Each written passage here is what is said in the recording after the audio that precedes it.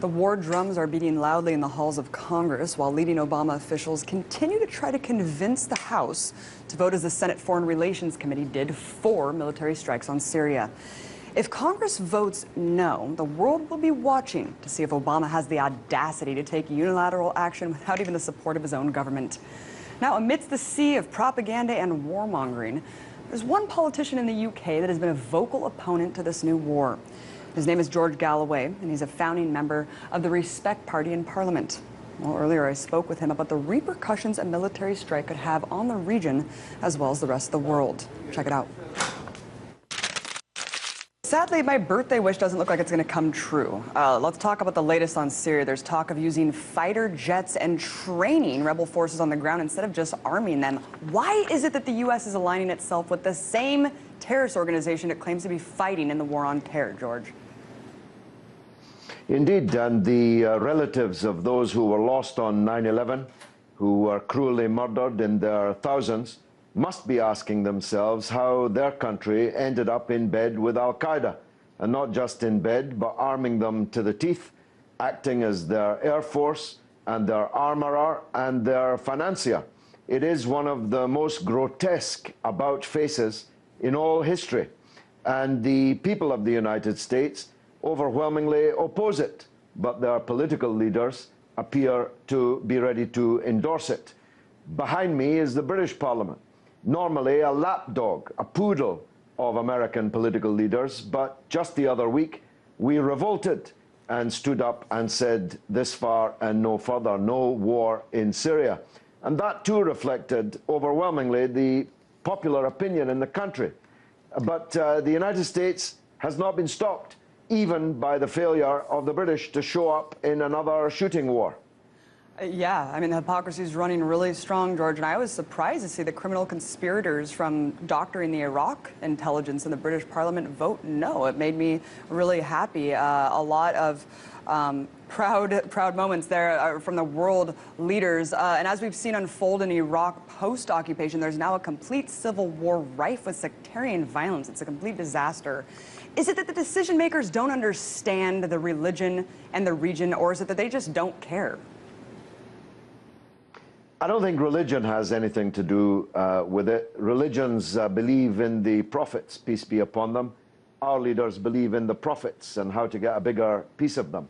It's about domination. It's about Israel. It's about the projection of American power and the terrifying of potential rivals and competitors.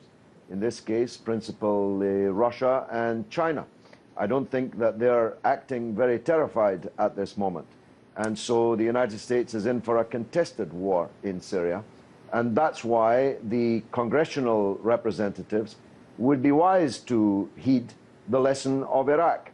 The United States lost thousands of soldiers and tens of thousands of wounded soldiers, maimed many of them forever, and many of them committing suicide or murdering people when they got home in the decades since. And many of them, of course, ending up on the streets, homeless and jobless.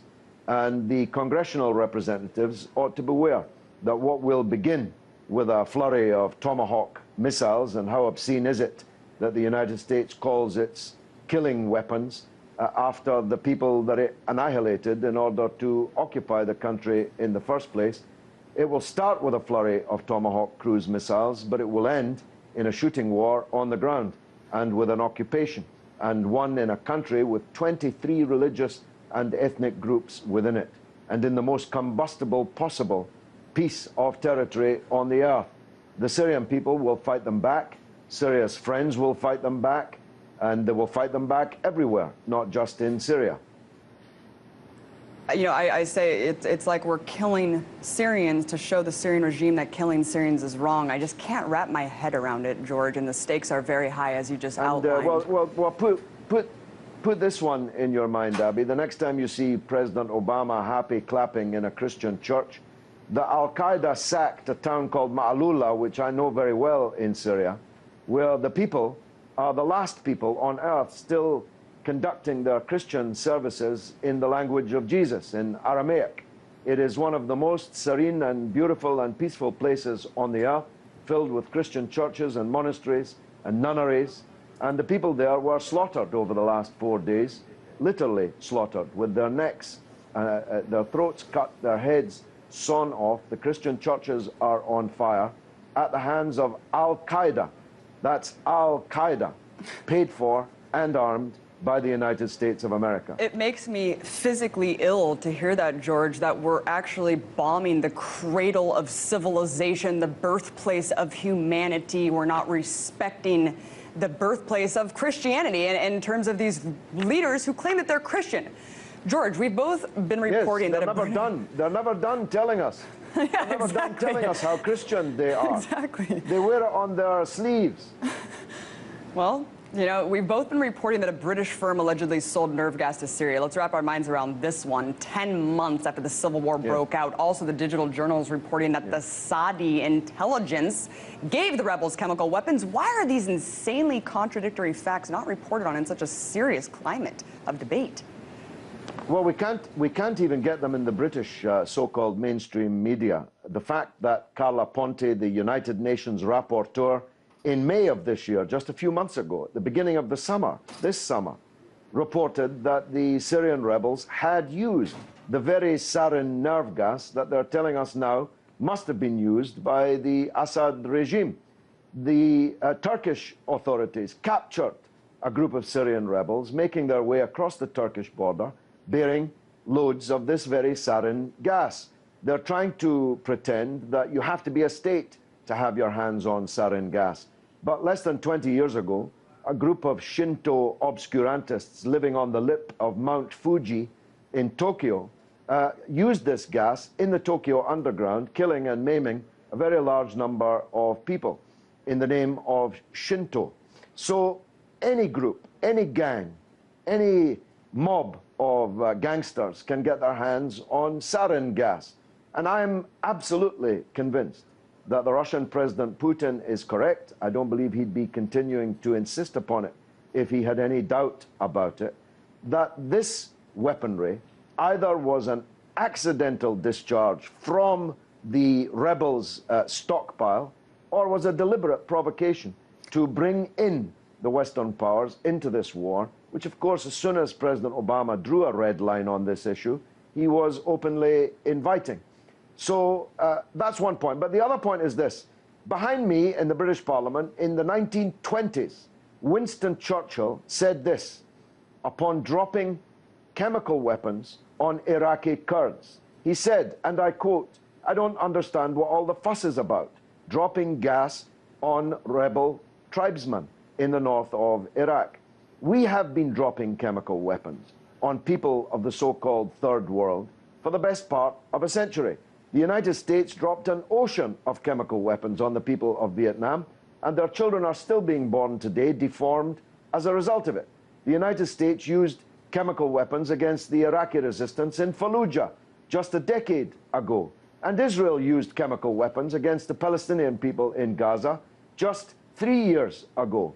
The hypocrisy is monumental. It's of Everestian proportions. It's astounding, but the media, George. It's simply astounding. will not report this. It's astounding. And yeah, I mean, the toxic legacy in Fallujah is even astronomically more than Hiroshima, shockingly enough. And as you said on the floor of Parliament, you said, would Assad be insane enough to launch a chemical weapons attack on the exact same day that UN weapons inspectors arrived in Damascus? And if he is that insane, what's going to happen when we do launch Tomahawk cruise missiles over the region?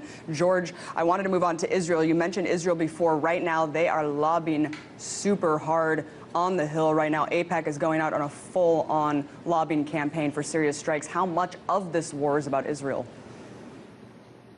Well, it's a full court press by the Israel lobby in Britain and in the United States. They failed in Britain. They appear to be succeeding in the United States, and at least it unmasks a pretty monumental conspiracy. John Kerry told the world that the Arab regimes in the Persian Gulf are going to pay for this war. Israel is lobbying hard for the war and getting ready for it. So we have the most grotesque coalition ever assembled in history. Al-Qaeda, the United States, Israel, Saudi Arabia, and other Persian Gulf states. Who could have made such a scenario up? But be careful what you wish for, because I'm certain that Israel will be in this war big time and very quickly. because I'm certain that Syria and its friends will immediately turn the war, take the war to Israel in the first hours after the United States bombardment of Syria begins. Israel, presumably, will retaliate and enter the war. We'll then have an Arab-Israeli war fought on top of the oil fields and in the midst of one of the worst depressions that the developed world has ever seen. So look out for the oil price rocketing, perhaps quadrupling, as it did in 1973-74. Look out for the Straits of Hormuz being blocked and no oil moving out of the Gulf to the world. Look out for the Suez Canal being blocked and attacked. Look out for war throughout the world. There's going to be murder and mayhem throughout the world.